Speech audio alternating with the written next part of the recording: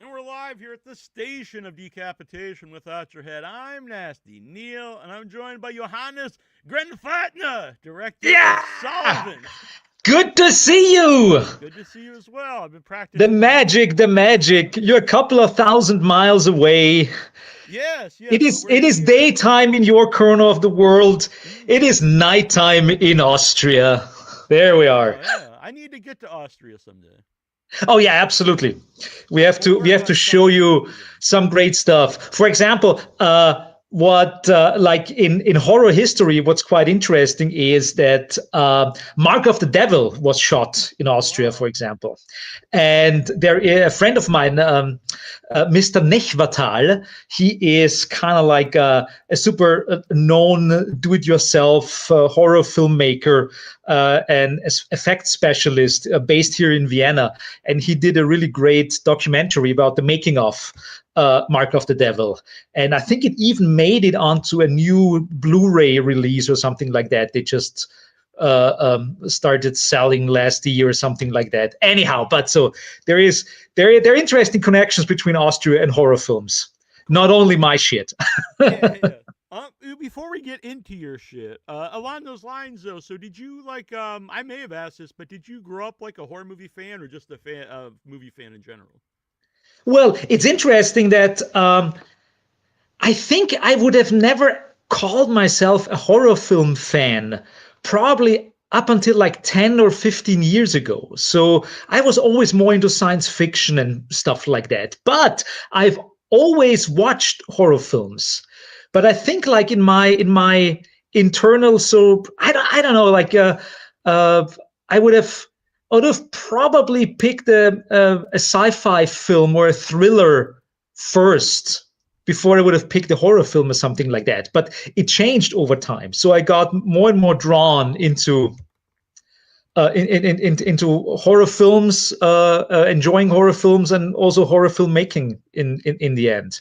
And yeah, my first horror film I ever watched was Poltergeist, and I was like 8 or 9 years old, so I shouldn't have seen it back then. So my parents were Yeah. barbecuing outside, and it was on like a public television in Austria at like 10 p.m. or something like that, and I was sitting there and watching Poltergeist. And it might be a privileged thing to say that, but I think I probably was never as terrified ever again as in that moment, sitting there alone in the dark and watching Poltergeist. Yeah. That was horrifying. It was horrifying. I think something like kind of like some synapses, some wrong synapses were connected in that moment in my youngish brain. That is because I watch horror movies ever since I was very little. So like, I'm not saying this to be the tough guy, but like very little scared me just because I watched so much stuff. But there's stuff in Poltergeist that did scare me as a kid, like the face when he washes his face always really freaked me out, and it just melts away. And Yeah, also just like the stuff with the the stuff in his bedroom. I think it's because I always had a lot of toys and stuff, and the idea yeah. that like the clown could come to life or the tree. I guess it's also stuff you can relate to. You always have Oh, a tree absolutely. outside, and you have like And it's also a people. great family story. It has a lot of wonderful gore. It is really freaky, and I mean, you kind of see that Steven Spielberg was involved in the whole thing. So it has almost like an anti ET feel. Mhm. Although it is definitely has this like wonderful kind of like the family and how they work together and the whole mystery with the psychic coming in. It's just a great movie. I just Yeah, watched it like 2 3 months ago again, and it's just like it's a good movie. yeah, and Yeah. it's interesting. I always say this on the show because, like, I grew up watching Siskel and Ebert, so I'll watch them sometimes, like old episodes, and they'll talk about movies that were up for like Academy Awards or like were big movies at the time, and I'm like, oh, I don't remember this movie at all, or like no one ever talks about it. But horror movies like just stand the test of time, like they stay around forever. Even Oh, like absolutely, very small absolutely. ones that like a Basket Case or something like a drama of that level, like people would not be talking about today. Yeah, and it's also great, and I think that Poltergeist is an excellent example for that. That horror films are always so good at tapping into the zeitgeist, kind of like knowing what's around, what's floating around. And sometimes I'm pretty sure the writers and the directors don't even know that yet. But if you like look at 1970s horror films, it's you can actually witness how they're digesting what's wrong in America and what's broken and what people are have an angst about, or like fear or something like that. And Yeah. in Poltergeist, for example, this plot element that the demons are coming out of the TV set is so incredibly great. Like, like, I mean, in the meantime, there is like, people are not that much interested in TVs anymore. And even if they are, there is no end of TV. There's like a 24 hours a cycle in the meantime. But back Right. then, everyone knew that at like 1 o'clock in the morning or something like that, there would be an end to TV, and then there would be the white noise. Mm-hmm. And using that as an element of like, when civilization is over, when there is no broadcast anymore and the white noise starts, and that's when the demons are attacking, or the demons are kind of like lurking out of the white noise. It's just like brilliant. Yeah. And yeah. I was just saying, I think in like people, like, even if you can't put that together in words, like they know it in their mind. You know what I mean? Yeah, Like the audience, like even if the audience doesn't know why that's working, there's something in your head that makes it work. absolutely. Yeah, because horror films, I think that's why horror films are always also connected to comedies. I think that horror films and comedies, they tackle something in our limbic system. They're tackling something like like the fear, our fear response, our response of kind of like social behavior, like a lot of like the awkwardness of human existence, and the horror of human existence is just like so close in horror films. That, I mean, that's, I guess, why some of the most accepted horror films are horror comedies, like Yeah, Brain yeah, Dead or something like that. Yeah, because yeah. there is something that's working very well together. Yeah. Yeah, and it's also the two movies that work best like in a theater, because you can interact with everybody without Yeah. being annoying. You know, you can overtly scream or laugh, and and it's it's something that you're not really controlling. You if you laugh, it's because you're laughing. It's not like, Yeah. unless you fake laughing. Yeah. It, Yeah. Or it, you're it's just laughing because it's a stress response, because right. Yeah, it you can were be a you nervous were laughter. terrified so much that you have to laugh to kind of like release. I Yeah. mean, the idea of a comic relief is especially great in horror, I think. Actually, I went to a horror movie marathon this weekend, and American Werewolf in London was one of them. And I think that's just like almost a perfect movie, and it's a great horror comedy where the comedy really works and the horror really works. Yeah. And Yeah. even within that movie, like at the beginning, they're laughing as they're afraid because they can hear the wolf, and they're kind of like, but it's a realistic laughter. It's not like it's not an over the top comedy where it's like a parody. It's like Yeah. these guys are really afraid, and that's what you would do in that situation. You would try to laugh to try to like ease the tension. Yeah. Absolutely. Absolutely. Yeah, and I And think that horror films in general are just like a great medium to try things out, because I think that was over time, I guess, what drew me more and more into horror films, is kind of like realizing what horror as a genre has done for pretty much like the development of cinema itself. If you look at all the great movies of the different decades, like the 1920s, like the Dr. Caligari or something like that, but also like the 60s, like Rosemary's Baby, or well, it doesn't matter. The Exorcist in the 70s. There are so many things that were not possible aesthetically, philosophically in other genres, and horror could try it out. It's a really interesting uh, kind of like field of experimentation, and I like that a lot. And I guess because I'm coming from art and doing a lot of like provocative and weird stuff in art and performance, I think I mean there is a reason why I ended up having my first major like feature film being a horror film, and not I don't know, romantic comedy or something. Yeah, yeah. like a romantic comedy or something like that. Exactly. Yeah. Yeah. So for people who don't know, you also do a lot of documentaries. Is there a similarity then between those two? Because you talk about you can say a lot of social, political things in a horror Mhm. movie, but it's kind of like hidden. And then the a documentary is more overt. But are Oh they yeah. kind of similar ideas? It's just one Oh is yeah, like yeah. I can Yeah, openly yeah. talk about it, the other one I can hide it within all, Yeah, these yeah, other yeah, yeah. I mean, I think there are many horror films that are kind of like hiding the political commentary. It's almost like a subtext or something like that. In my case, especially with Solvent, because that was just released in the US. Solvent is not even subtext. I mean, there are not there metaphors in it, and their allegories, of course, embedded in it. But it's very straight on. It's a film about fascism. That's it. Yeah. So it's not even hiding that. But my last two films, uh, one documentary, and it's called Hacking At Leaves, and the other one, a horror film, a horror grotesque, I would call it, Solvent. And they're both interestingly connected because for me, Hacking It Leaves is not a straight up documentary because I'm also in it. I'm kind of like the host, and it has an element of like a fictional narrative in it that ties all of it together. So there is a fictional element in Hacking It Leaves, which is a documentary. And there is also reality in Solvent because I'm using images of my own family. I'm using images from the Second World War. I'm I'm using real quotes from real Nazis and real right wingers in Solvent that I put into the mouth of the Nazi. But pretty much like 90% of the stuff the Nazi says in the film is they are quotes from real people. And for me, that made it kind of interesting of having this very grotesque, very absurd plot line of like the Nazi in the basement and all that stuff. But there is a reality to it because there is the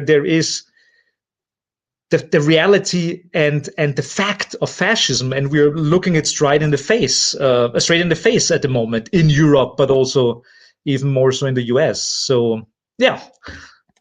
Are the elements of like the Nazi like symbolism, has that been any problems like playing it anywhere? Because I've had like banners and like Yeah. trailers I played, and like they've been taken off like different social medias, even though they're anti-Nazi, but just Yeah. because of the Yeah. symbolism.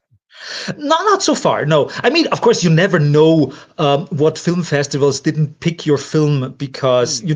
they never give Yeah, you a they don't reason give you an idea. Yeah. why they decline you. There might be, but I mean, I don't know. I mean, it's possible. Of course, it's always possible. So there is. I mean, there's definitely controversy about the film, or around the film, and.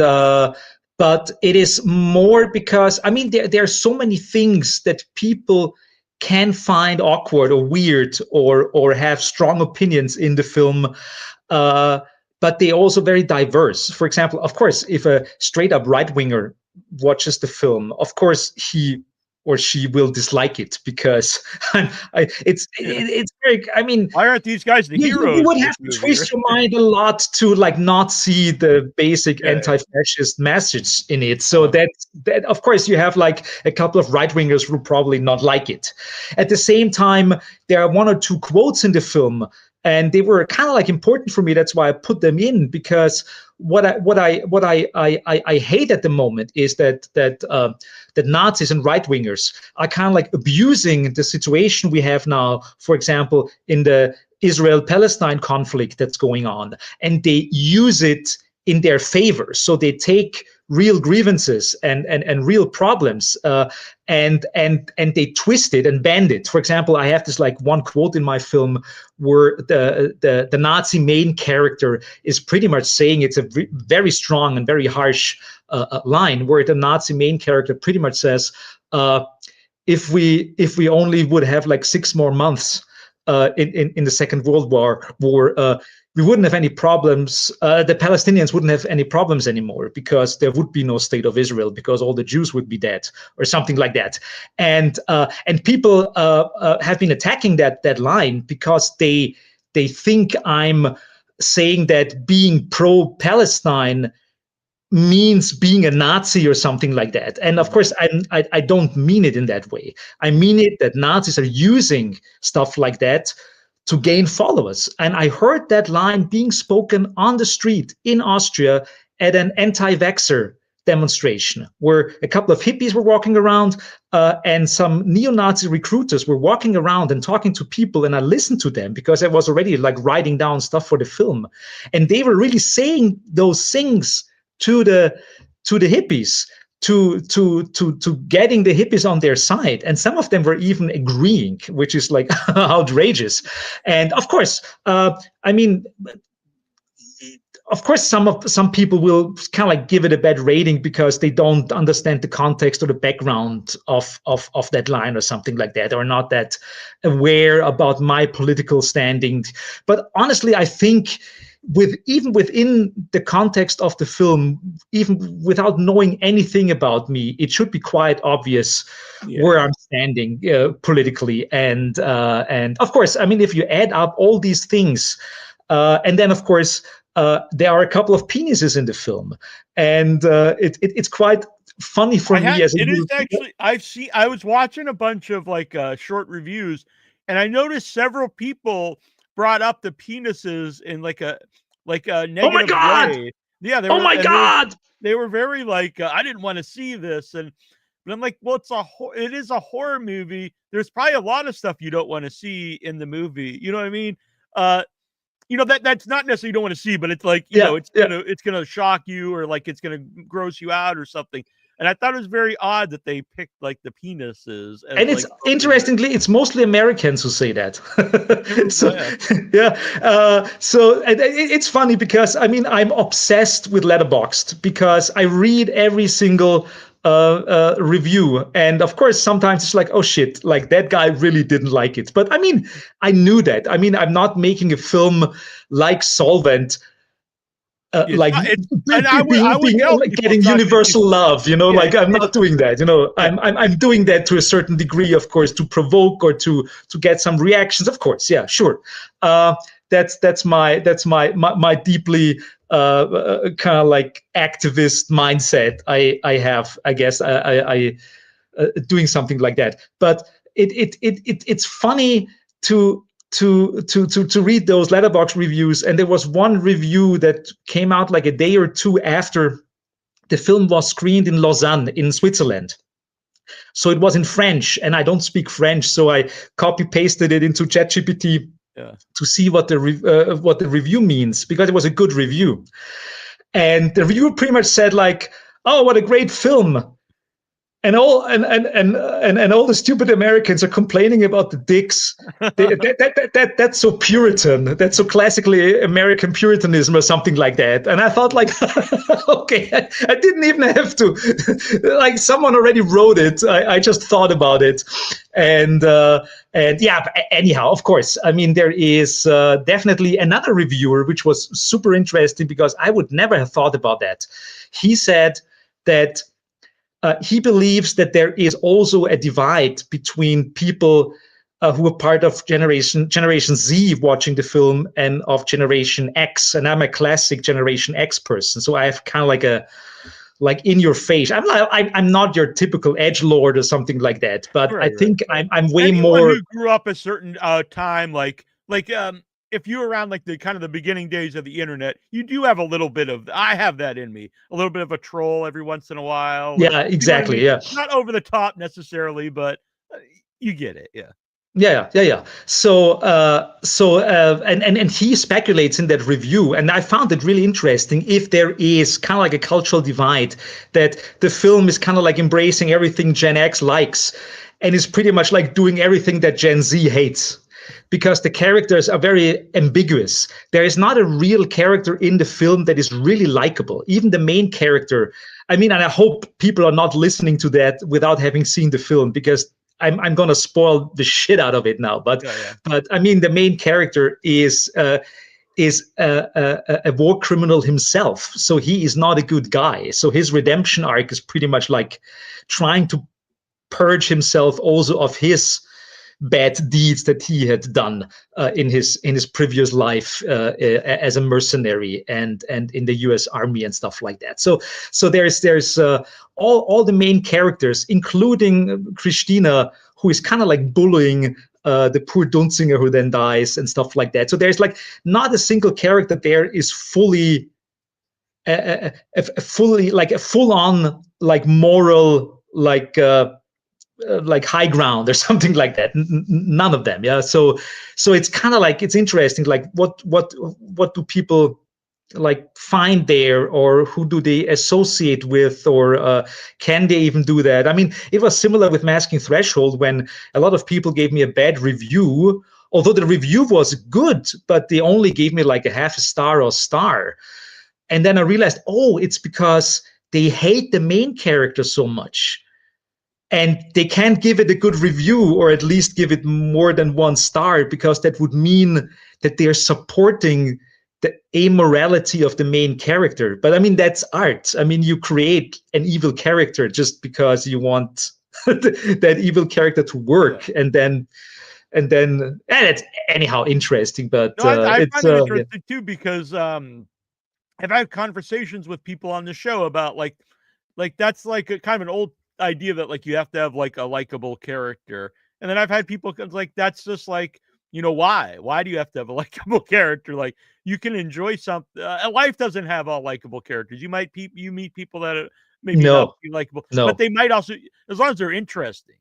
Like, Absolutely. Yeah. is Charles Manson a likable guy? I mean, no, not necessarily, but is He's he a great character interesting? for a film. I mean, Exactly, of absolutely. course. Yeah, absolutely. And I mean, I'm also like, I really, and what I really like is when people write reviews like, for example, one guy wrote that he did not know after the point when Dunzinger dies, when they find the pipe and Dunzinger dies, he did not know where the film is going, because if you're watching films, most of the time, especially if they're mainstream films, it's almost like watching a mathematical formula unfold.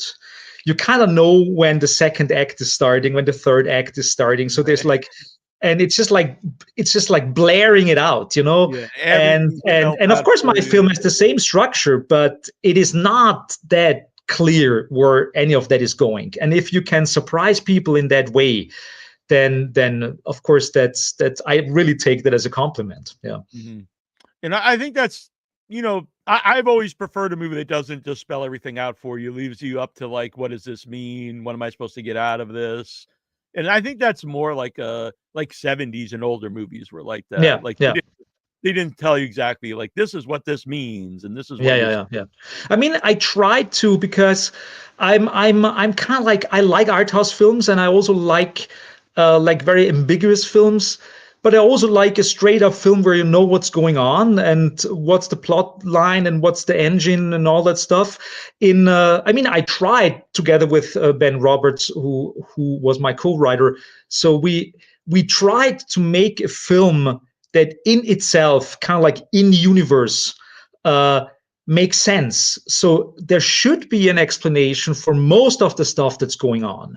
So a friend of mine, for example, told me he watched it a second time, and it was, some of the stuff was way more clear when he watched it a second time, because he was way more receptive to all the dialogue and stuff like that. But even if that's not the case, most of it should be clear. And even if it is clear that in the second part of the film, it's getting a little bit more like a nightmare or an hallucination or something like that, when he's like, when the characters of Holbrook and the Nazi are kind of like starting to melt into each other, and they're becoming one character and stuff like that. I mean, you don't even need to know more than that. Of course, there are explanations for most of it, and there is an explanation why I don't know, like Christina kind of like doesn't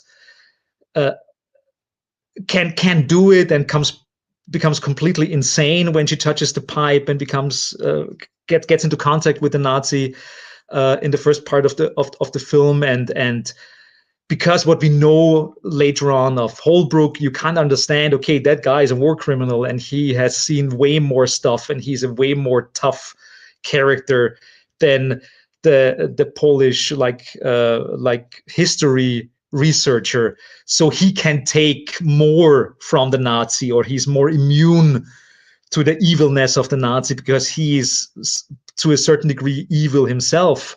I mean, all of this stuff, I mean, you kind of get it, I hope, but it's also not that you have to understand every single, like part of the mystery, I guess. Yeah. A big part of the movie that I like, and it's, kind of the heart of the movie, is like, where does evil come from? And it's like, it's in a lot of people already, and something is bringing it out. And that's like so relevant in the last few years, like the rise of certain things. I think a lot of people, it didn't make them this way. It gave them like a feeling like it's okay to say these things publicly now. Oh yeah, absolutely. So there are many people saying that the film, and to a certain degree, I can agree with that, but it's not your classic like cosmic horror film. No. Because like Masking Threshold is very classic cosmic horror.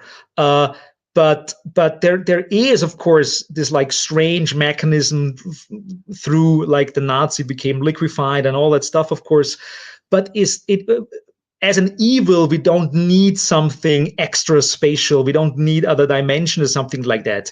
The evil is the guy, and the guy was clinging to life so hard that he pretty much like turned himself into this like living muck, this like living gooey, like horrible thing that just like festers in the ground of the wine cellar and doesn't let go.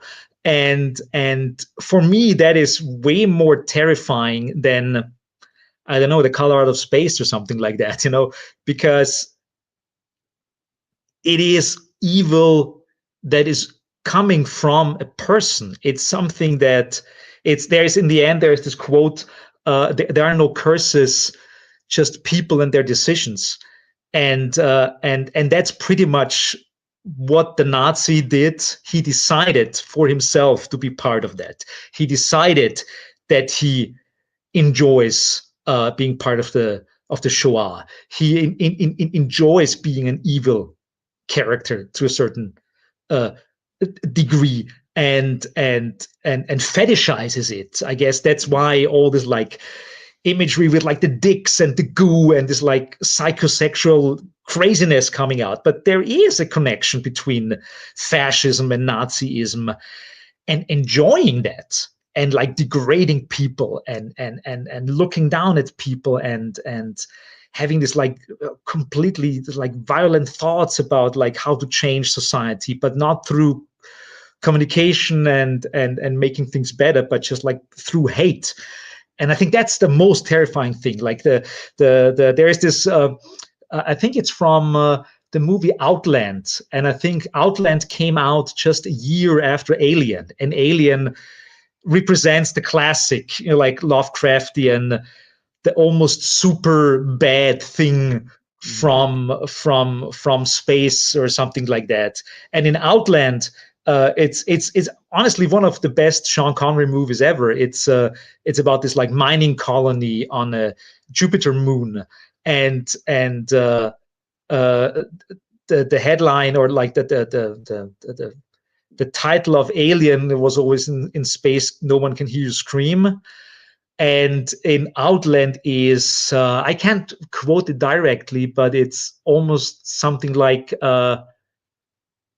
the biggest enemy of man is man himself, or something like that. So, and I think to that degree, I guess that's also happening in Solvent. There is, we are capable of so horrible things that that's the one thing that we should be most terrified about. Yeah. Not if a meteorite is crashing in our in our planet or something. Like we'll kill each other long before a meteorite strikes us. I know people that are following this meteor that they think it's a spaceship and stuff. That's exactly. Growing up, but it's also science communication, because the guy who's promoting that it's a possible spaceship the loudest is, of course, the one guy who wants his science projects funded by the university and stuff like that. I mean, even within science, there is a way of trying to get your hands on funding, and especially in Trump era US, where all the funding is cut everywhere, you have to go for the stuff that is most popular. I mean, that's how it is. You know? Yeah. So, growing up in Austria, did you know, like, were you ever around, like, anybody who talked about, like, that were alive, like, during World War II and talked Oh yeah, about yeah, it? yeah, yeah. No, I used a lot of that stuff in the film that even my grandparents told me. So the main guy in the main evil guy in the film is my actual grandfather. So and he died like 11 years ago in 2014, and the interesting part is that he was kind of talkative about it. So and he was also never like a Nazi. So he was never part of the party, for example. He was kind of like in German, we say like Mitläufer, kind of like the guys who were just like walking along, Like, you know? what's, like, kinda like Das Boot's about is, like, Yeah. you know, just you see I'm sure you've seen the, movie Das Boot where, it's like the people on the submarine, they were just they were like German soldiers, and they start to see the rise of the actual Nazis, and, Yeah. they're Yeah. interesting movies. So my grandfather, the one in the film, he always like he wanted to study medicine, and he almost finished it, and then the war started. And I think at one point he said to me like, "Well, I decided to join the Luftwaffe, so the Air Force, because there's less to do, and the uniforms look better, and that's good for the ladies." So he wanted to impress the ladies with the Luftwaffe uniform or something. Like, Uh-huh. I don't know, like, and it's I can kind of like accept that as like kind of like, okay, yeah, like, oh yeah, okay. But in the end, I mean, you have to put yourself in the position of like going through something like that. So like, and in the States, I mean, there are many people who at the moment say like, how far can I go with that government, and how far can I, as a military guy or someone in the government, like fulfill the rules that are being put onto me or something like that. So it's always a decision of like, what can you do or what can't you do? So in the end, my grandfather, he was mostly on the Western Front, and he talked a lot about it. And there were some really horrifying stories there, but he was never like the hardcore Nazi that existed. Interestingly, the other guy, the other grandfather of mine, on my father's side, he was the Nazi. He never talked. He was already part of the Nazi party in Austria when it was still illegal in Austria, before the annexation of Austria Oh, into wow. Greater Germany. And he also didn't keep anything, any photographs, any souvenirs. He destroyed everything right after the war and never talked a single word about it. So, and we kind of all knew, okay, and he was on the Eastern Front. So and that's interesting. And I mean, Solvent came out of that idea of like, there is a hole in the Austrian soul, Mhm. especially for that generation. That some of them wanted to talk about it, most of them didn't want to talk about it, because they were involved in something horrible, or was witnessing, at least were witnessing something horrible. And for me, growing up, someone born in 1975. So I was a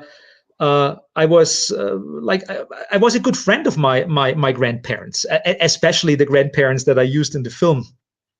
I was having some of the best times of my life on their farm, and building tree houses and stuff like that.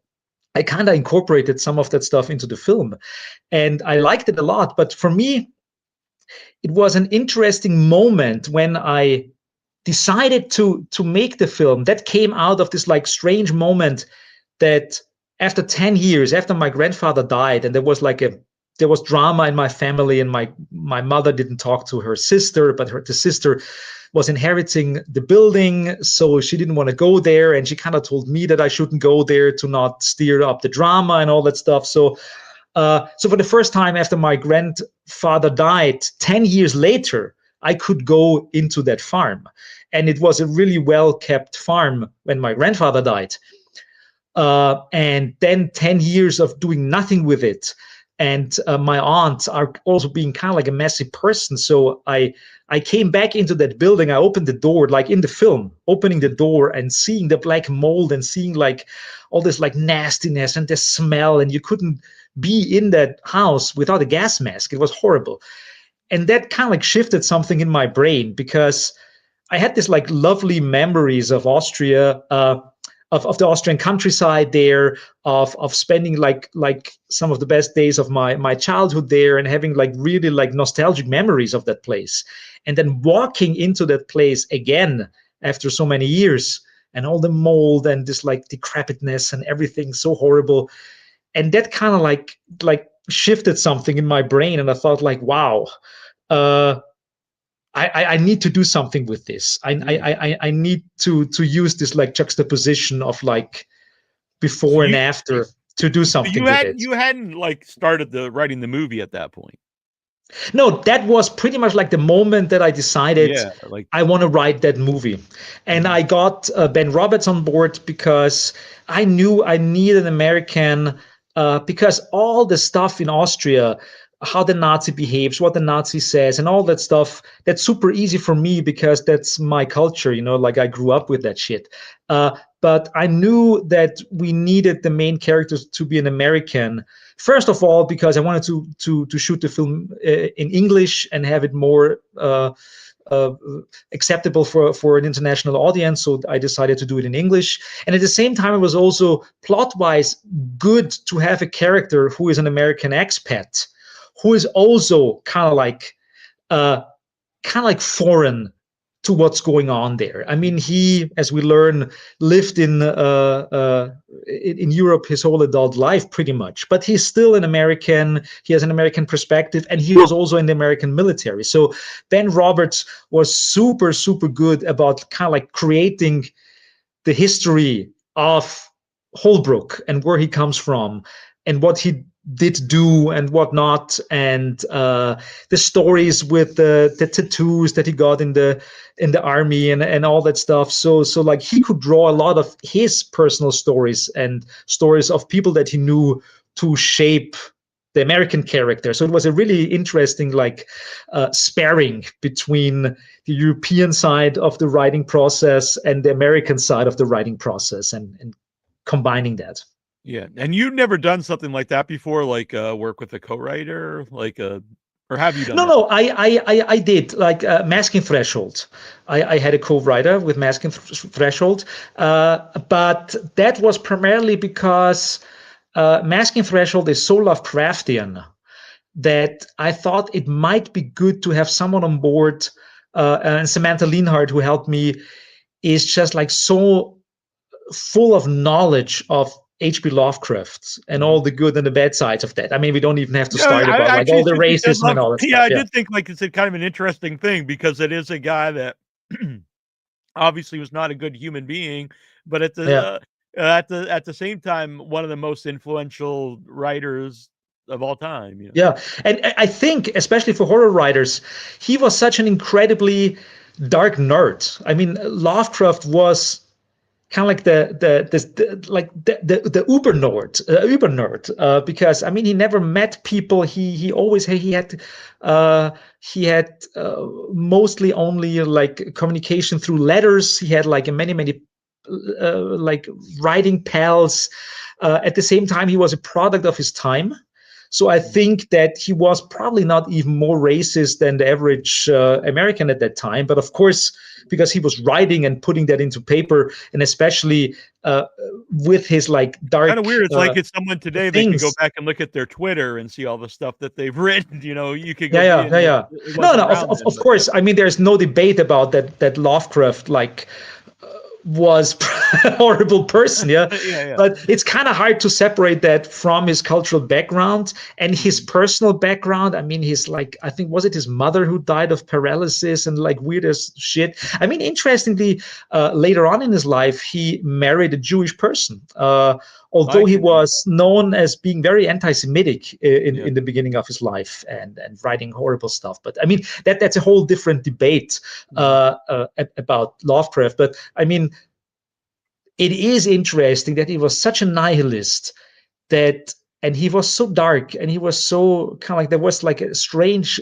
void in himself, that this void is still working today. He is still influencing people 100 years later, Mhm.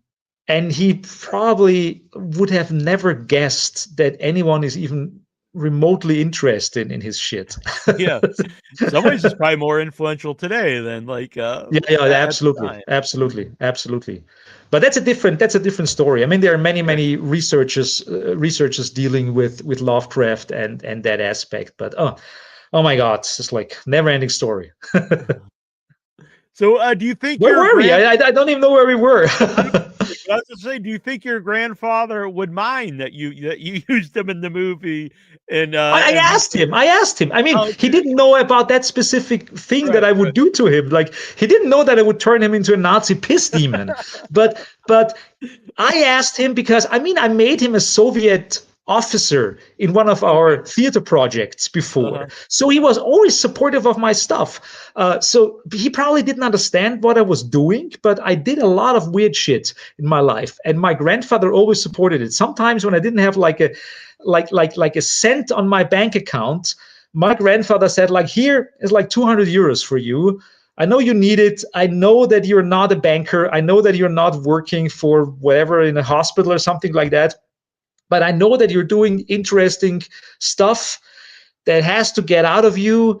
And I think it's important to support people who do cultural projects because they are the poorest idiots out there. He always said it that way.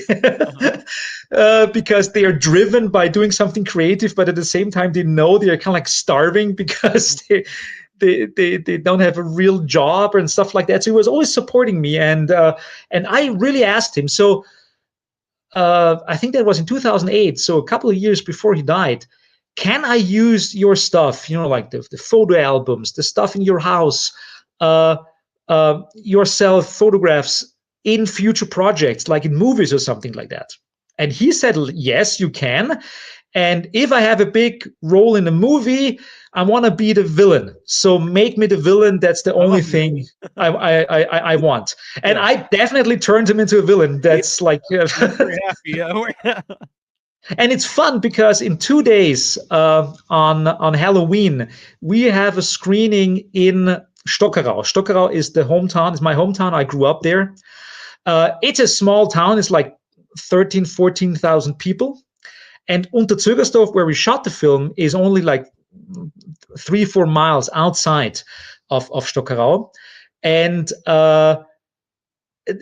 not that many films or horror films have been shot in Stockerau and in Unterzögersdorf. So we decided it's probably a good thing to do a screening at the theater in Stockerau. So on Halloween, we're doing that.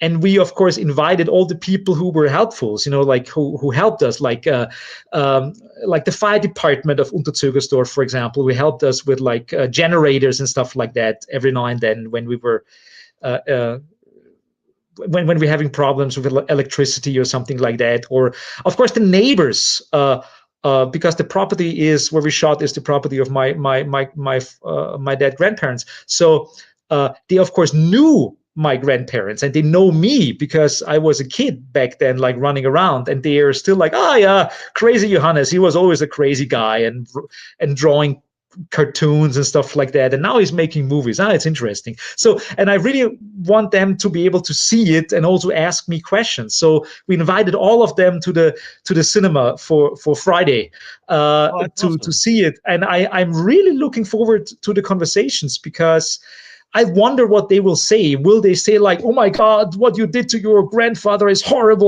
or something? I don't know. We'll see. Yeah. Yeah, that's interesting because it's obviously different than a festival crowd who are like, Yeah. like movie people and art house people to see it like with like a more regular group of people. That's interesting. A regular group of people who are probably not even that much into movies or anything like that. Yeah. So we'll see. But I mean, I'll definitely give a little intro, and probably have a long Q&A afterwards. But I mean, it is a crazy film. Oh yeah. Yeah. I think they expect something crazy. I wonder how much I will blow their minds or not. Uh, We'll see. yeah. What was the festival run like for you? And does it play differently in different countries? By the way, just like sipping some iced tea, it's my favorite iced tea brand, and you probably remember the bottles. Oh yes, yes. From it's the pee bottles from the film, yeah. Yeah. So it's like, but it is iced tea in it. You're not drinking a bottle of urine here on the no, show. I'm not drinking my own urine. All right. Not now. All Later right. on, All right. I'll do We'll save that. that for later. Yeah. I was gonna say you need better No. hydration. And if it's it so is the fun. urine. It's so Very fun yellow.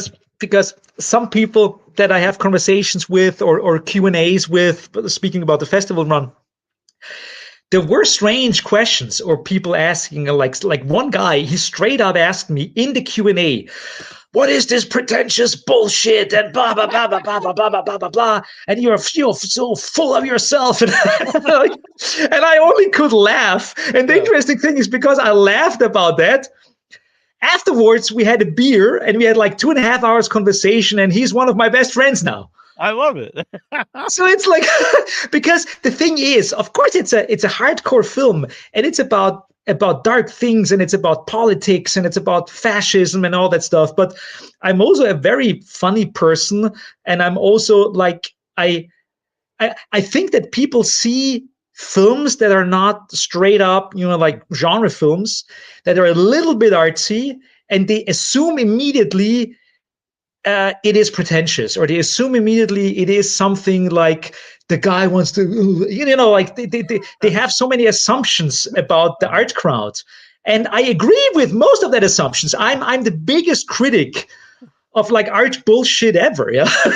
And it's sometimes so fun to get that in my own face, like, you fucking artist, whatever shit this is. Like a couple of days ago, there's this couple of people, and they do a small YouTube like show. It's called what was it? The Final Guys. It's called The Final Guys, and they wrote, or not wrote. It's a YouTube channel. So they did a review of a couple of films, and the main film was like Blackthorn 2. And the basic structure of the show is like the one guy watches a film and tells the other guy what he likes or dislikes about the film. So that's the structure, yeah. And one of the guys, I guess, picked the wrong straw and had to watch Solvent, and he was completely melting down. And it was so funny to see someone who's probably not used to something like that. Black Phone 2. And he was like, and he was only talking about the dicks. Oh, why do you have to look at dicks and this and dicks? And it's so weird. And then this like whole thing doesn't make sense. And then they put politics on top to make it better. And so it's like, it was interesting to see. It was almost like taking my film and putting it into a sieve and just like filtering it. And then there are like a couple of crumbs falling down, and then they were talking about the crumbs. Right. And of course you don't. Of course it's not. Of course it's not fun, like having someone say like, that was the most awful thing I've ever seen, or something like that. But it was also interesting to kind of like figure out what they have seen. What is the film that ended up being in that guy's head? And of course, it is completely a different reality that I was trying to create, but it's a reality I created, and the guy probably still has like weird thoughts about it, especially about dicks, I guess. Yeah, but that was funny. I don't think I saw that one, but I did watch a few, and it was all American reviews. I did watch a couple that weren't, and they didn't bring up the dicks, but yeah. It's a big sticking point for the. Oh my god! It's so funny. I mean, the most funny reaction I got during the festival season was at Nightmares Film Festival, where we met the first time in real person, because I took away your navel. You did, yes. I took your navel. I was the fucked up Russian doctor to taking your navel because I could. There's a real quick shout out to Keanu Thompson. She's a stand-up comedian, and she loves Umbilicus Desidero, and she's played it twice on her podcast out there. Oh wow, wonderful. She's watching. Here's the man. Yeah, I didn't even know that it was so. If I knew, because nobody told me anything about that. Like Michael told me, you were like an evil Russian doctor, and you take away the guy's navel and do that like in 20 seconds or something like that. So I played it a little bit over the top. I was like, oh, I could take you. I don't know. I did it because I could. So Right. I was like playing it over the top, and in the end, the film is way more like deadpan. So if I would have known that, I would have played it like, let's just like, Yeah, I do think not that extreme, but yeah, it is. whatever. I do think it's a 1 point. And it's not a knock on it, but I do think it's a 1 point in it where it's clearly not real. Where the Yeah. rest of it, maybe you could And I think feel kind of is this sorry about real? that, but nobody told me. We're coming after So you, if you're Michael. doing an indie film out there, hey, I'm sure many people out there who want to do indie films. If you hire people, tell them what you want, and don't let them just like make up shit. No. But yeah, no, I was a big fan, and yeah, that was the first time we met in person, and I can be very like shy in real life, and so but Johannes really made me come out of my shell, and maybe there was like a Oh. part at Nightmares where they were like, go and mingle with everybody, and like I kind of felt like I'll just go stand in the corner, but Johannes like, no, you must go and meet people. And he I grabbed dragged you. I yeah, dragged you and shoved you in other people's faces. Yeah, right, yeah, right. yeah. Well, I do Anyhow, appreciate it. well, so whole intro to Nightmares Film Festival, which is great, and you should go there if you have not been to Nightmares Film Festival, dear audience. So and the American premiere of Solvent was at Nightmares because like Masking Threshold and Rat's Nest had premieres in America or world premieres at Fantastic Fest, and this time it was at Nightmares, which is also great because I like Jason and it's just wonderful. And they're now collaborating with one of my good friends at Fantastic Fest, Abra Perry, who is working for Chroma now, and they are having now a working relationship to that Chroma is looking at all the films that have been shown at Nightmares this year, and so I kind of like that the genre crowd is like all working together, and Yeah, yeah. that Abra now knows Jason, and it's all great. And so anyhow, so I was there because I kind of like watching people watch my movie. It's a little bit creepy, but I don't really like sitting in the audience. So sometimes I'm just like the weird guy who stands next to the exit sign and looks around and stuff like that. And anyhow, at the Nightmares Film Festival, there was like an African American lady, like I would say like around 60-ish or something like that, and she was sitting pretty much in the front. Most people were sitting in the back, and she was alone in the front, and she was the person that I saw most of the time because of the lighting situation. And I was thinking, like, she doesn't look like a person that would enjoy my film. So I was like looking, yeah.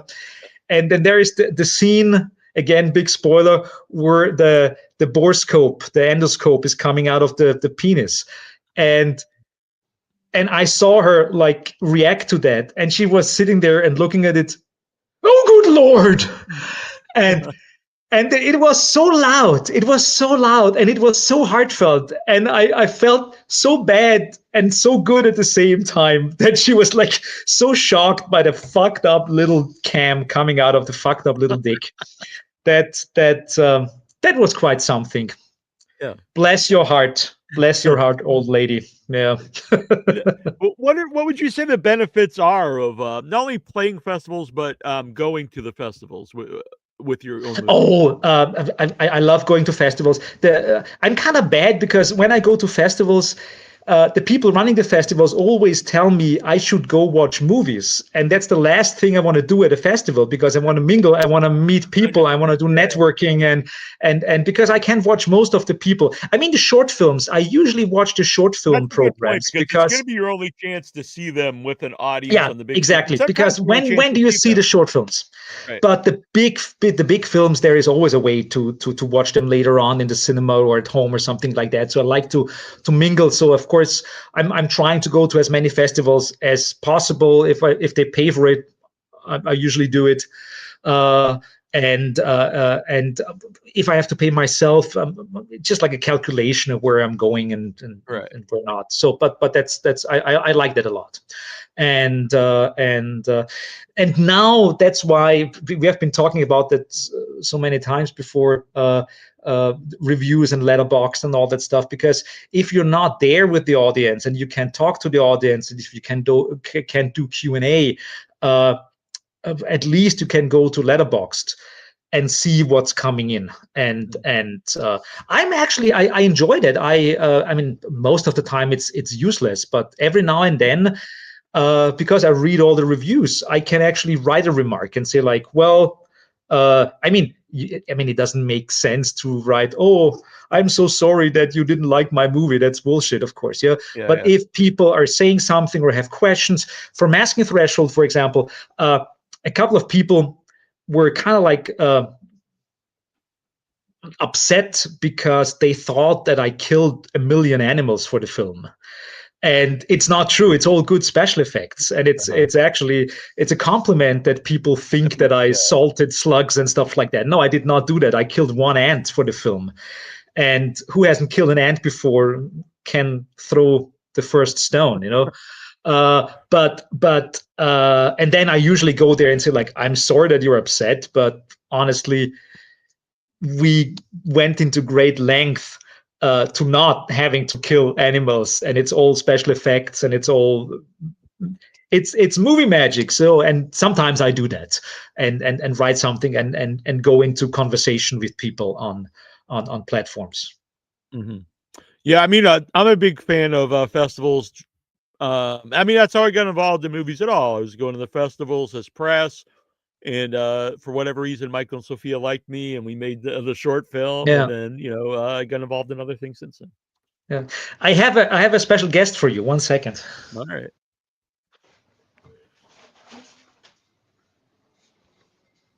Oh wow, the pipe is here. Oh, nice. You ever bring pipe action? Some pipe action. It's my pipe dream. It's my erotic pipe dream. There we go. Any trouble traveling with that? Well, it's like 16 pounds, and it's a little bit complicated. But so the pipe, I had to shorten the pipe by like 10 centimeters or something like that, because then it wouldn't have fit in my suitcase. So now it works to put it diagonally in my suitcase, and then I can actually transport it. And most of the times I'm taking it to film screenings, because it's kind of fun to have it around, and then I hand it to the audience, and they can take selfies with it or something like that. And I like to hang out with Grandpa a little bit. And so that's it's never like gone off and like in security. They've never like asked it. No. Interestingly, not. If it's checked luggage, I mean, sometimes you get the little, like TSA has checked the baggage or something like that. But I mean, they take it out. It's like a pipe with there's nothing in it. So that's it. I also have like some other little relics that I wanted to show you, because I mean, we have seen it before, how it looks in regular life, but I have a couple of the pee bottles. You know, like, see, I kept some of them, and I kept the you never really even see that in the film properly, but I kept the business card of Dunzinger, the person who gets killed, and because you see that. And there is one story I would like to tell you, because it's kind of fun, and it's also a little bit creepy, and I thought you and the audience might like that. So it's one of the many fake materials that I created for the film. And there is this scene when he finds stuff and goes through it. And anyway, and there is this like image, and that image is an old original photograph from the Second World War of like Nazi soldiers. And some of the guys in the film, for example, Matthias is a good friend of mine. He also just like did a real documentary about the Holocaust survivors. So he's like really full on in the subject matter. But he's a great guy, and he's helping me a lot with practical effects. So like the vomiting and all that stuff. So he made a machine that would explosively like shoot like black vomit and stuff like that. So he's a great guy, and he is, by the way, in Masking Threshold, the Amazon delivery guy who gets his dick gets cut off, like, and so he has a little appearance in the first film, and he has a little appearance on a piece of paper. Don't insult the man, but yeah. Huh? I said, don't insult the man saying it's a little appearance. Oh yeah, okay, yeah. Dick jokes, the best. Anyhow, so he also wanted to be part like somewhere in the film, because he was helping a lot with the special effects, but he wouldn't be in the film. So he said, like, can't I be like on one of the old documents, or like, can I be one of the Nazis? Because we put a lot of my friends in the film. Yeah. Like Michael G. Epstein is one of the Nazis, for example. And so there we have like a roughly like 50-50, like real Nazis and my friends as Nazis in the film. And Jello Biafra, for example, is like one of the voiced Nazis and stuff like that. So anyhow, so he wanted to be in the film as well. So I said like, hey, let's take one of the old photographs and Photoshop you guys in. So, and there is, just to be sure, where is it? Okay, so there's that's him. That's Matthias, yeah. Wow. And that's Matthias. So we put him in. So actually, that guy is really good in Photoshop. So he put himself and Matthias and that guy into the photograph. So that's Sebastian Vetter. He is actually a political scientist, and he was also a consultant for the film in political matters, but he's also a super good cook. So he was also our caterer. So that's our caterer and political consultant. That is our production manager, Raphael Prickel. And that's Matthias Jaklic, who did a lot of the practical effects. So, and he put them all in. And then that was just like, he did it. And a month later, when we shot the close-ups of all the images, he brought the printout. And I said like, that's great. It looks super realistic and everything. I honestly thought it was a real a real photo. And then I looked in the back here. And said like, oh, wow, that's fun. You even put Yasmin in there. And Yasmin is the person who plays Dunzinger, but also my girlfriend and our producer. And he said like, well, I didn't put her in the picture. I didn't see that. That's really a person that looks like her. That was on the original picture from World War II. And it's almost like, like a 12 Monkeys moment, Yeah. Why is she on the picture? Yeah, and I thought that's creepy a little bit, isn't it? Yeah, I love that. That makes it even cooler, honestly. What did she think of that? Huh? What did you think of that? She was like, what is this? And then she looked at it. Oh yeah, it's really me. Maybe it's like your great-grandmother or something. Anyhow, so long story short, some of the relics. Yeah, my grandfather fought in World War II, but he never told me anything about it. But I do have a helmet from my great-grandfather who fought in World War I. But I knew him, but but I was very, very young, when he was still alive. But I have to say, like there's all the World War II area uniforms are actually all pretty dapper looking, I have to say. And of course, I mean, it's kind of hard like to say that without the context, but I mean, the Nazi uniforms, I mean, it's quite obvious that Hugo Boss designed them because they're good-looking uniforms. They I are. I mean, mean, as designed. But of course, objectively, like what they're standing for is horrible. Yeah, yeah. Anyhow, but also like on the American side, like whenever I see like World War II era, like Navy uniforms, there's like, that's a good-looking Navy uniform right there. Wow. No, that's something anyhow, but people need to think about today. It might get people to sign up for the military if the uniforms are cool. no, Jesus Christ, please not. I recently, I don't, you know why I got reminded of that is because I recently rewatched after, I don't know, like 40 years, I rewatched the Philadelphia Experiment. And there's a lot about like have you ever seen it? I don't think I have, The honestly. I one know with the movie, Michael but I've never watched Pare. it. Yeah, I've never seen it, I don't think. Yeah, it's like this like and a supposedly real story of this like experiment of they tried to make a ship invisible to radar, and they really made it invisible. And there was this like that freaked me out as a kid a lot. There is this scene when they turn on the experiment and the ship really disappears in the port of Norfolk, Virginia, and then it reappears, and some of the sailors are actually stuck in the steel because they kind of like they morphed or they glided into the steel, and then the steel solidified again, and then they're like half stuck in the ship, and it's like, oh fuck, creepy moment. I'll have to Other check than it. that, a kind of forgettable film. But I'm I'm taking the cue from Michael G. Epstein all the time of saying like, watch the crappy movies, watch all of them. Those films don't watch themselves, That's like very true. That's very and true. because you can learn a lot from that. Mhm. You can learn like even from the crappiest film, there is something to enjoy and something to learn. Yeah. And Do you have honestly, any I don't. Yeah, I was saying, do you have like a guilty pleasure movie where it is like universally like thought like it's a bad film, but you enjoy it? yeah. Oh, I have. Yeah, The Postman.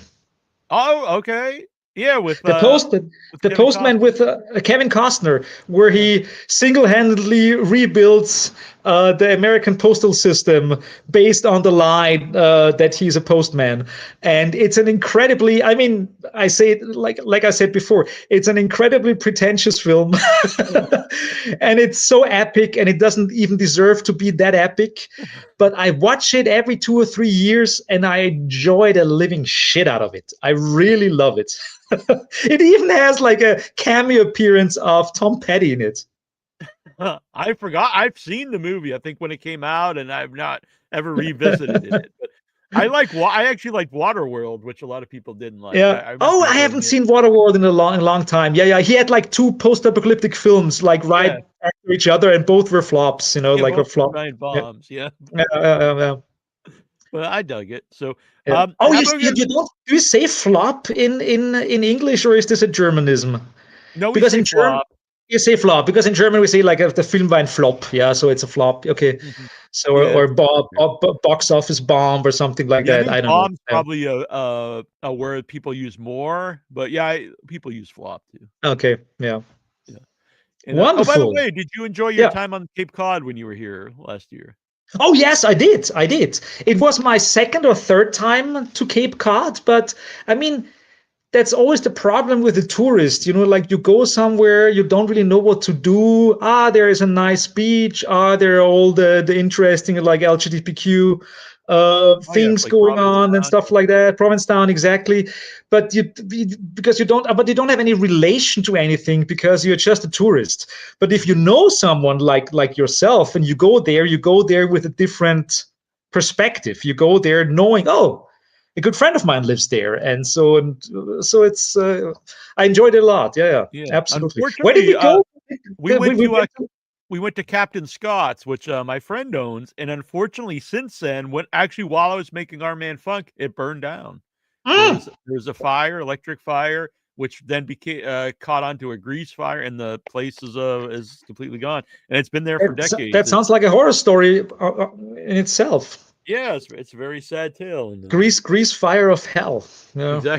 exactly, yeah. But everyone was safe, no one was hurt, so that's the main thing. So that's good. Will it be rebuilt or is it not He worth? was rebuilding it, and actually, just this week he put it up for sale. I think he just decided like it wasn't Yeah. able to, and Yeah, it but was I a mean, family restaurant. So I hear from so many people who are in the gastronomy business that it's still a little bit tricky after COVID, and not the full amount of people returned and all that stuff, and especially like I mean, uh, uh, a friend of mine who I know through the movie business, he ran 3 restaurants in New York City and Brooklyn, and he recently had to close his third place because of Trump. There are less tourists coming to New York City, and the 20% less people coming, or even more than that, was enough for him to say like I cannot run 3 restaurants anymore, so I have to close one of them because they're just like not people are not coming. And so the COVID shit going on, less tourism, so it's like it's hard. yeah, some of my like regular places I went to closed during COVID, and the guy's place who burnt down, he stayed open during COVID and just did some like kind of fun things. Like you remember, well, maybe you don't remember, in the U.S. like you couldn't get toilet paper anywhere, like it was real hard Yeah, to get sure. toilet paper. And so he had a thing like for every like order over $10 or something, you got a free roll of toilet paper. Nice, And it was just like nice. these things to try to stay open, and he had a lot of like really like $5 specials and things like that. 1 second, I have something for you. Yeah, all right. So, by the way, people, there, Solvent is It's the a, film it's, industry it's, a, it's a streaming. gift for you. It's a Oh, gift. nice. Yeah, it is. Yeah, all right. You can bring it to me next time. Don't tell anyone, but because our office is at the Museums Quarter, which is like a cultural area center in the center of Vienna. So it looks like a basement here, but like on the other side of that street is a big statue of Maria Therese, Kirsten Dunst played her as Marie Antoinette. It's Kirsten Dunst's mother, actually. So there's a big statue on the other side of that wall of the mother of Kirsten Dunst, so the mother of Marie Antoinette, and that was Maria Theresia. And behind that statue is the Austrian Federal Chancellery. So that's where pretty much like our president is running his business. And that's just like round the corner from here. So it looks like some anarchist like bookstore thing, but we're like in the center of Vienna, which is always weird if I tell people that. Anyhow, they have a lot of money, so I always steal toilet paper from our restroom. So that's the one that I'm taking home tonight. So All right, you need to autograph that. Maybe you could, if you, I don't know if you've ever done crowdfunding, but if you ever do crowdfunding, maybe you could use the pee bottles as like as a something like that. Yeah, I was thinking of like, because in the meantime I have a couple of really interesting relics, but I'm not. It's always hard because if you have something like that and you put it, I mean, is there a market for that? I'm pretty sure, because people are interested in relics of that kind of sort.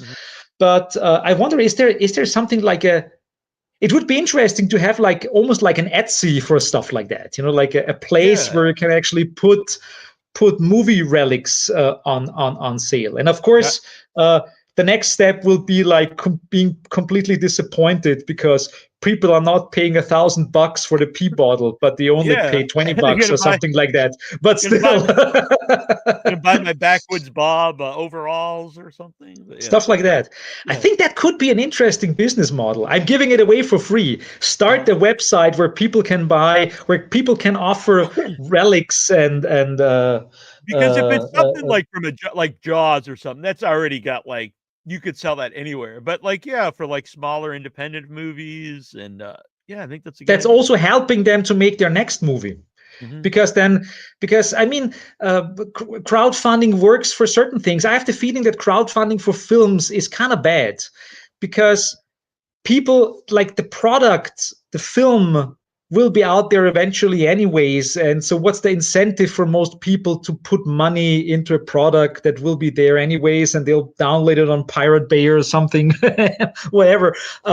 So there are other things that work better as a product for crowdfunding. So I always had the feeling like with movies, it's kind of like it's almost like like asking your aunt to put money in without directly asking your aunt to put money in. But yeah, You might have a like different outlook on that, though, also being in Austria, because like. oh yeah, that's true. But I mean, I have the same problem. I mean, in Austria with funding than many people in the US have with funding, because the stuff that I'm doing is not the classic thing that gets funding in Austria. I mean, honestly, I have to say, Solvent was funded by cultural fund money from Vienna and from the federal government, but also not that much. I mean, you have to be like a Michael Haneke or something like that, or Ulrich Seidel, to get your like 2, 3, 4, 5 million euro funds. So there is a glass ceiling. There are micro budgets and micro funds. Like you can probably like easily get like 5,000 euros for a short film or 10,000 euros for a feature film. And if you scrape together a couple of these like small funds, you might be able to botch together like for example, Masking Threshold. I made it for 20,000 euros, and I got like 10,000 euros from the city of Vienna and 10,000 euros from people who were like chipping in money, and that's how I made Masking Threshold. So it's also not like big numbers, because really to be able to get into the level of like really getting your millions of funding money, that's as hard as anywhere to get. That's almost like the same as like trying to find a producer in the US or some equity or something like that. It's also like you're competing with a whole country of people submitting in scripts and wanting money for it. And so it's a more bureaucratic way than the US system, but it's not that much easier to get the money. So yeah. Son of Billy Wagner. I've had Solvent on my Letterboxd watch list for a couple of months now. I'll have to check it out soon. Yes. Let us know what you thought of it, Son of Billy Wagner. Oh, absolutely, absolutely. If you hate it, let me know. Man, put it on Letterboxd. I like whatever you think. Put it on Letterboxd. I will read it. Yeah. Yeah. Now I for Son of Billy Wagner, I'm one of the producers on the movie too. So nice. You have your dirty little fingers in all the stuff. I mean, you were an executive producer on Solvent as well. You have not mentioned that yet, but I'm mentioning it because we have to be open with the people. We have to be open with the people. Yeah, and I hope to do some more stuff with you in the future. Sure, and, maybe be more involved. I want to be a Nazi or something. But absolutely. Well, there are no Nazis in my next film. I definitely have a cameo for you in my next film. And the fun part is that it's because we were talking about like how hard it is to get money, also in Austria. My next film will be a Canadian production. So I found a Canadian production company in co-production with us at Monochrome in Austria. So it will be a Canadian-Austrian joint venture. And if all goes well, we'll shoot it end of next year, early 2027 in Calgary. Oh, wow. Cool. Yeah. Calgary, Alberta. And it will be, interestingly, it will be dark, and it will be a form of existential horror, will be part of the whole film. But technically, it will not be a horror film. It will be a genre film. It will be, like, I would call it like a very dark sci-fi mystery. But it will not have any exploding dicks or something like that. All right. Yeah. So everyone out there, I hope that I'm making a new film now, and then in 2 years people were complaining, I was expecting like dicks. You can never make them happy. No dicks. But these are my relics. These were the glasses I wore in Our Man Funk. Oh, nice, nice. That's very nice. No, it's cool. No, it's I mean, it's so fun to engage with people who engage with your film. I really like that a lot. So it's like just like what people think and what they want and what they feel. And sometimes I have the feeling of like, oh, I'm kind of letting people down because they are expecting something from me, and then I'm not giving it to them or something. But it's so fun that like there's this one woman that really hated Masking Threshold and wrote this glorious review for Rat's Nest, that she's so happy that Rat's Nest is not Masking Threshold because she hated Masking Threshold, and Rat's Nest is the best thing ever. Yeah, and Really? and yeah, and with Solvent, she didn't give it a rating. She just like wrote, I know that Johannes is doing special things and it's not for everyone. Watch it. Pretty much like not saying anything really about the film, but it's weird. Yeah. That's interesting to me because they're obviously different movies, but I would think if you really hated one of your movies, you probably wouldn't enjoy the other ones. You know what I mean? There's Oh, like, I had people who hate Masking Threshold yeah. in the reviews telling people watch Masking Threshold and Rat's Nest because they are way better. Oh, okay.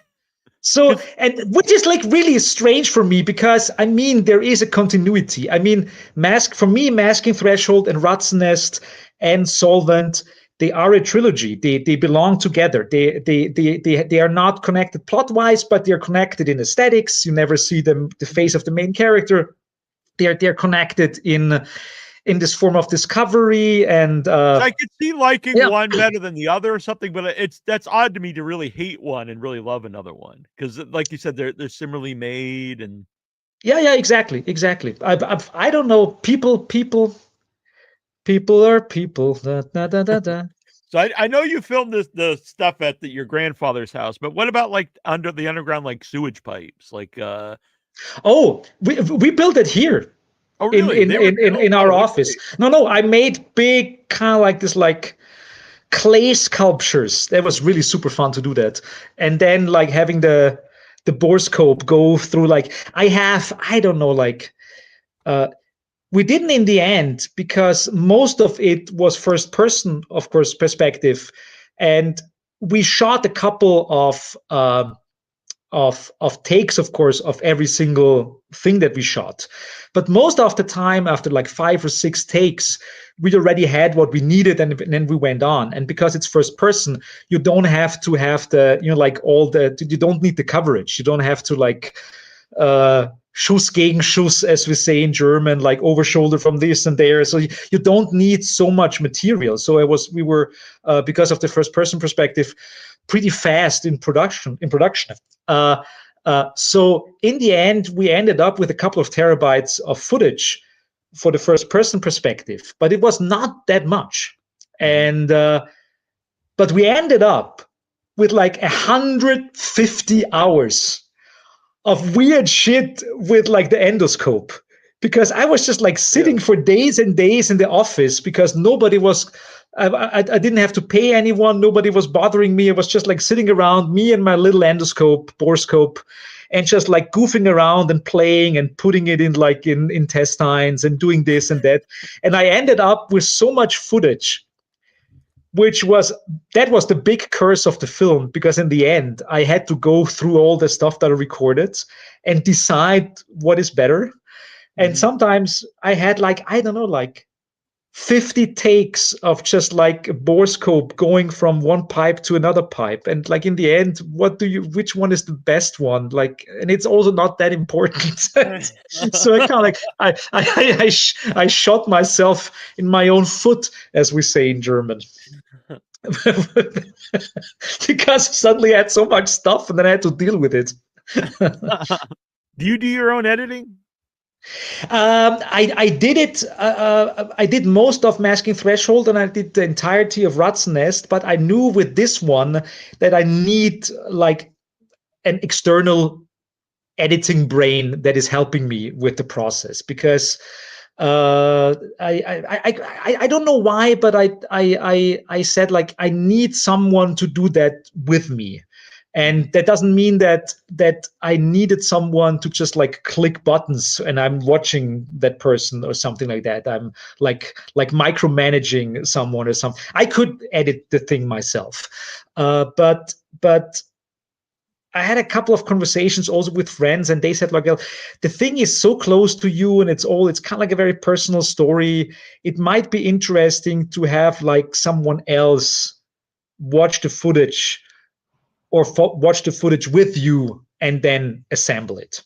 And I found Anton Pajewski. He is a Russian editor. He is in his mid-20s. He came to Austria before the war started, so he already didn't like what's going on in Russia. So he didn't flee the war, but he came to Austria a year before the war even started. And so he has a very interesting perspective on like war and fleeing and being a migrant, pretty much having to go through all the rigmarole of the Austrian like system and doing like language tests and stuff like that to be able to get the Austrian green card and all that stuff. So and of course he knowing a lot of Ukrainian people and a lot of Russian people who were not really happy about the whole situation, of course, and so we had a couple of conversations, and I knew that he's a really good editor anyways. And then I realized he's probably the perfect person to edit a film about fascism and war and atrocities together with me, because he's bringing in something from his personal life story. And it worked out super well. So we were, it was very intense. I guess the whole thing was done in 2 or 3 months. But it worked well. The only thing, like I still feel so bad about it, because at some point you kind of like, especially if you deal with all this footage and this material, and a lot of it is very gross anyways. I didn't really think about it, but there is a hemorrhoid in the film at some point. I'm not sure you remember. Yeah, there's a hemorrhoid. Yeah, and the first time in my life I got a hemorrhoid was during the production of the film. And I said, like, well, I'll just like film my hemorrhoid with my endoscope. Why not? And I did it because at some point he is referring to, when he's breaking down Holbrook, the main character, that he is like, that he has time lapses and stuff like that. He even got hemorrhoids, and I wasn't really thinking of like putting something there, but I thought like, well, fuck. Now that I have a fucking hemorrhoid for the first time in my life, I should use that. Uh-huh. And then I filmed it and I put it on a USB stick and I gave it to Anton, and he looked at it and he looked at me and said like, "Did you really film your fucking hemorrhoid?" And I said like, "Yeah, I thought it's funny." And then he looked at me and said like, "That's kind of non-consensual." that you didn't tell me that you filmed your hemorrhoids. And I honestly did not, I did not think about it in that way, because it's also kind of abstract. You don't see my asshole. You just like see very close something. But he put one and one together and said like, "Oh, that's a hemorrhoid." And then he was actually a little bit angry about me for a day or two. And I still feel bad about it. So I have to be careful sorry. anytime you send me a DM if there's a video. I'm like, I don't know what he's sending me. Well, there's my real dick in the film. There's my real hemorrhoid in the film. There's my real toenail in the film that I broke off during the filming of Solvent. And there's a lot of my soul in the film. Very nice. Very, very well put, I believe. Yeah. And I do want to mention that Solvent, well, it's streaming right now, so people should go check it out on many platforms. And in 2026, early 2026, it'll be coming to Shudder.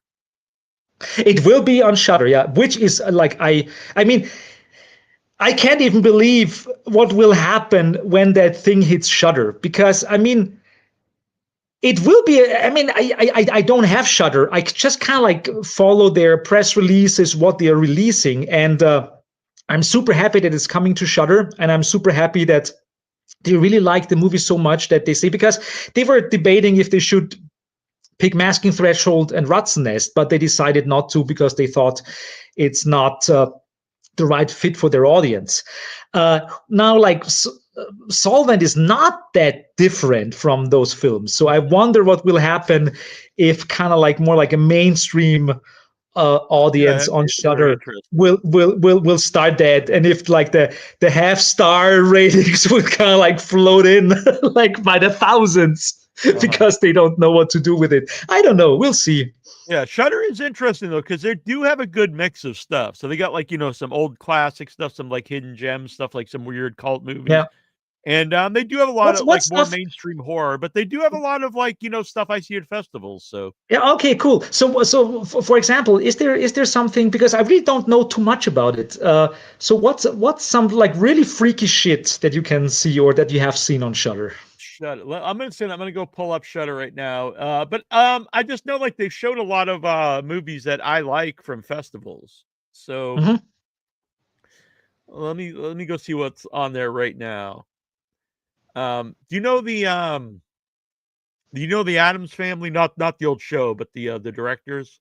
You Oh have met yes, them. I do. I absolutely, yes, yes, yeah, yeah, yeah, So yeah. like all their movies are on Shutter, and some of Oh, that those is are pretty. pretty. Yup, yup. Oh, I get it. That's very indie. That's very indie. Yeah, Hmm. and I like them a lot. I think they're great people, and I really like their stuff. So, and I'm always happy to meet them. And I've actually never met them. I've had them on the show a bunch of times. So yeah, they have a lot of indie stuff that that you'll see on festivals, and then will pop up at on the Shutter. Wonderful. Do you know how many people are actually watching live now? Do you have like a counter for that, or is Yeah, it's that? 16 on YouTube, but it's also streaming on. I have it streaming everywhere on X, Facebook, Kick, I see. Twitch. Cool, cool. Yeah, I try to It's just share it's it everywhere, and I, then afterwards I'll upload it's it to still so freaky Spotify. for me. It's I also still not our sometimes. normal live day, Yeah, so yeah, yeah. yeah, yeah, yeah. So sometimes I catch myself like realizing what weird primate brain I still have, like that. It kind of, for example, right now when you told me, oh, there are 16 people and probably I don't know like how many other people watching right now, and then I picture that, and then I realize, okay, if there would be 16 people or like 50 people or whatever, like sitting in my office right now, that would be quite a deal, like Yeah, yeah, yeah. in person, Uh-huh. and oh yeah, there are like 16 people watching and this and that, and it doesn't feel big, but if you picture it as real people somewhere, it's a crowd.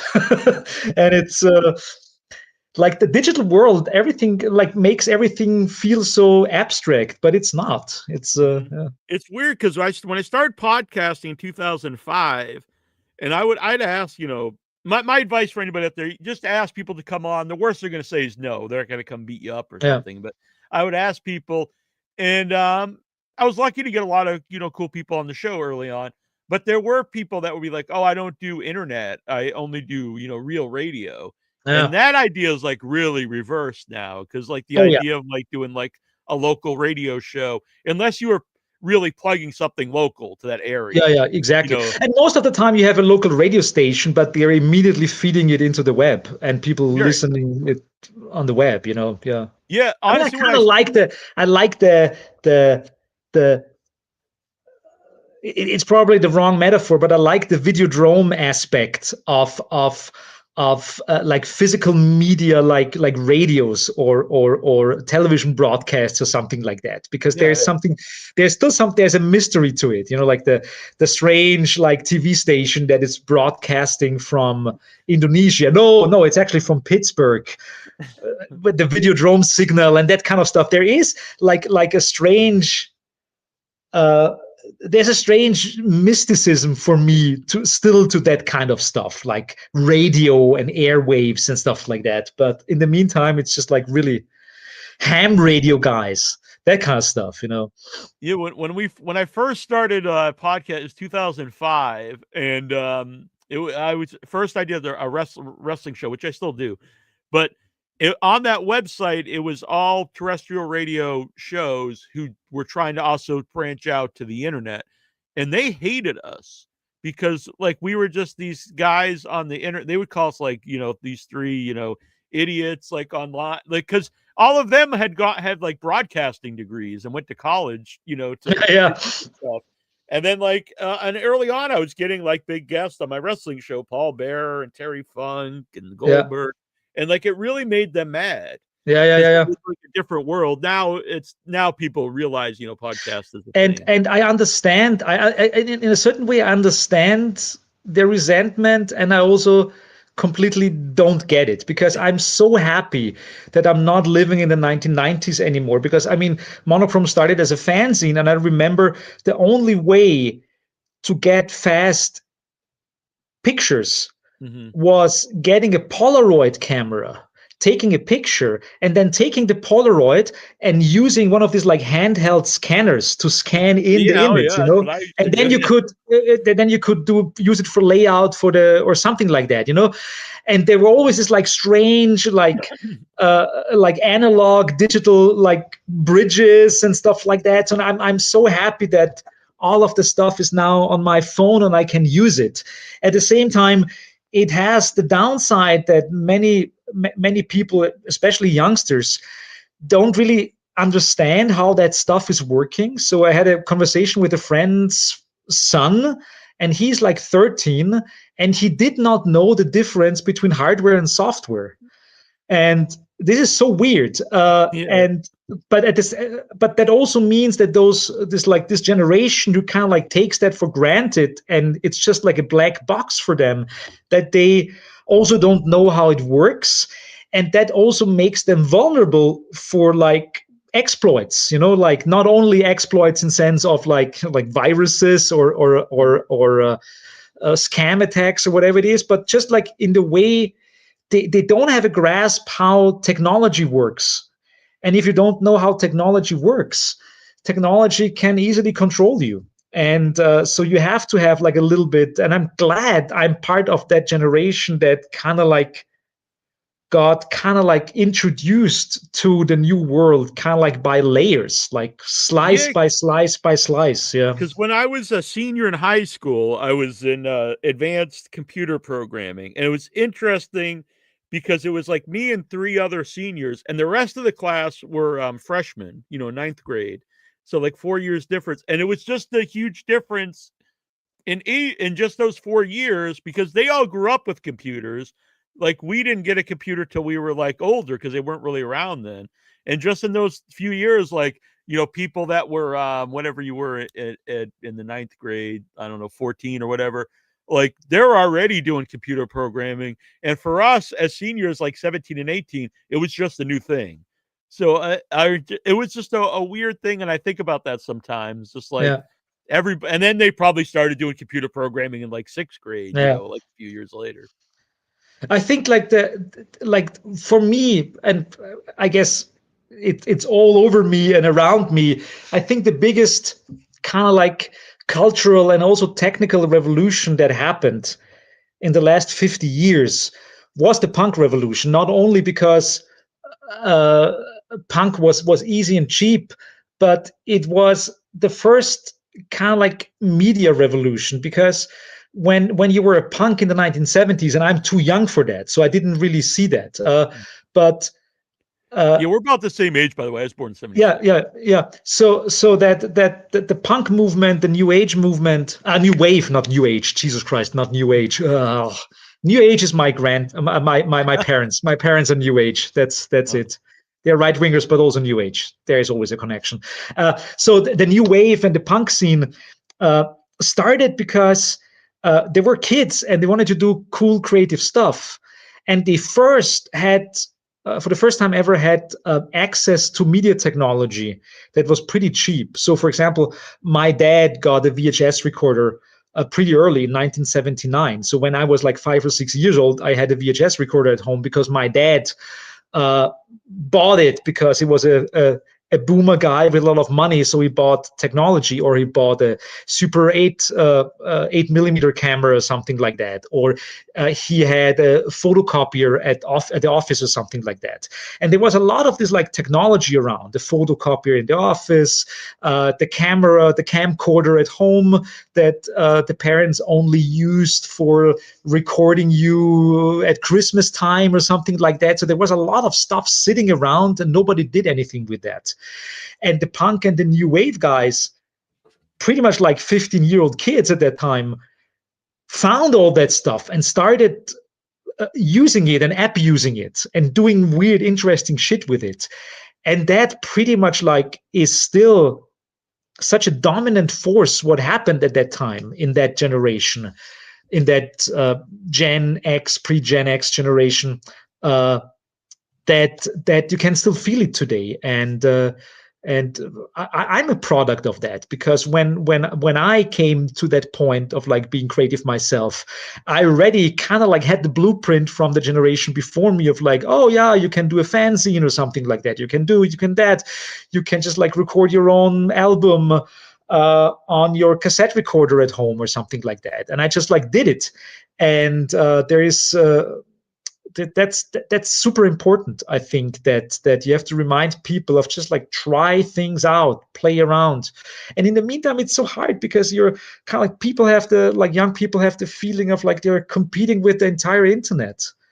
And Yeah, yes, it is it's like true, easier to but create something, but it's harder to stand out, I would think, because there's just so it's much harder stuff. to stand out. But if you just like subtract that, if you say like, I'm doing something because I'm experimenting, I'm doing kind of like almost like weird research, like it doesn't matter if people see it. I'm super happy that a lot of the stuff that I did in my early days nobody can see. Right, uh, right. so it's like, but like just like use it, do stuff. Like nobody, it's not hurting to just like play around and Mhm. and do it. And I mean, I guess the negative aspect is already having in your brain the thought of like, oh my God, I have to stand out. I have to stand out. I have to stand out. And then you're suddenly your own worst influencer, like, and nah, I think that's not how it should be. If Mhm. you're like, you can't, I guess you can't force it. I mean, you can. There are good examples for that. You can force your popularity and you can force your celebrity and you can force your Well, it's creativity. like what But you're saying, is like that good? That's when you're young and you're trying this stuff out, you don't necessarily want everyone seeing it. So exactly, you know, exactly. you want to experiment, like you're saying, and fiddle around with the stuff. And it before, like if you did that, no one's necessarily seeing or whatever. But now, like it's out there. It's on YouTube. It's on wherever platform you are. Yeah, yeah. And But I then mean, it's this, like that's gonna be the first thing they see of you, and then they might yeah, always just think yeah, of you that that might way. be true. But it's also like how many people are really seeing it. If That's you're true. like some guy and you're putting a YouTube video on, like you can be happy that 10 people watch it. So it is in the same. I think it's to a certain degree comparable to the early days, like in the 80s and 90s of like fanzines, because I made a fanzine, I sent my fanzine to other fanzines, they sent back their copy, I read the review sites of the other fanzines, found Yeah. out about new fanzines, and I ordered them or exchanged it with my fanzine. So you have to anyways like put energy and effort into discovering cool stuff. And that element of like wanting to find something or discovering stuff, nobody can give you that. And I think it's not really different now it's not discovering like an interesting fanzine and discovering where you can order it, but it's more like what's an interesting YouTube channel or something like that that Mhm. you have not heard about before or something like that. I don't know. I mean, of course the big difference is that the media ecosystem in the meantime is run by like 5 corporations, Yeah. and that is like changing what you can do, because as you mentioned before, you mentioned the N word that I said it probably so many times before, the Nazi word. Yeah, yeah. When you said the It's N word, people might be like, "Whoa, what the hell is Nasty Neil saying here?" But it's not that N word, it's the other right, N the other word. N word. Right, Oh my God. And but of course they form their own sort of like censorship, of course. I mean, if you do like Yeah, something that is like so sex I positive or something like that, oh my God. uh, Ugh. I played a trailer on the show once, and it was it wasn't, I think it was zombies, maybe. It was either werewolves or zombies versus the Third Reich. I think it was werewolves versus the Oh Third yeah, Reich. yeah. And And then it's they're like like, this horror comedy, about the Nazis fighting werewolves. And they told me it was hate speech. And I'm yeah, like, this is weird. and I But fought it, and they were like, no, did it's you fake. ever talk to someone, or is this like some algo just like saying Yeah. like, oh, Yeah, you exactly. said You Nazi? can never actually talk to somebody. It's like, yeah, it just, they see the symbol and they just assume you're like pro-Nazi or something. Uh, By the way, a puppy I sleuth don't is know. here. That is my friend and our new co-host here on Without Your Head, Tara Hutchinson. She's at work, so she cannot join us, but she's watching. And she actually is putting out a fanzine. She's putting out Scream Queen Zine. There's an Instagram up I'm for it. I'm just The thinking, first do issue it. I coming out soon. I my old fanzines, they are somewhere here. They're somewhere in a box, but I don't know where. I would have like next time I'll prepare a little bit of stuff from my past. Yeah, you have to meet. Well, I think you probably met AJ. Oh From yes, I did. so I think I did. So AJ's on the show now, and Tara. So you'll have to come on sometime and meet everybody. Wonderful, wonderful. Yeah, we can talk a little bit about my horror related stuff that is not horror films, because I bury people alive every now and then. So far, 800 people. As part of Monochrome, we have a performance where we actually bury people alive. We started in 2005, and we're still doing it Yeah, for 15 minutes in a coffin. And I just recently I appreciate it. restaged an old performance where we actually take people's blood and we make blood sausage out of it, and Oh, people can eat I it, had blood can eat their sausage own for blood the first sausage. time, actually. Last time I was in London, I had the black pudding or whatever they call it. But also, my family is originally from Pennsylvania, and they own a butcher shop, Ah, and yeah, yeah, yeah, absolutely, yeah, yeah. they made But like I have to make your blood sausage. It's your blood, not out of some pig's mine. blood. Okay, Your blood, all right. blood of like person's blood. We make the sausage for that person with their blood. Wow, that's wild. Is Yep. that considered cannibalism? It's auto cannibalism, I guess. Yeah. So we What? did it the last time at the Slash Film Festival, which is a genre film festival in Vienna, and they invited us to do it. And we came up with the idea for the first time because we're doing it since 2003, but we have only done it like 5 times or so. And this time we said like we'll do a vegan version. So what we did is we did this like there is a recipe from the Balkans. It's called cevapcici.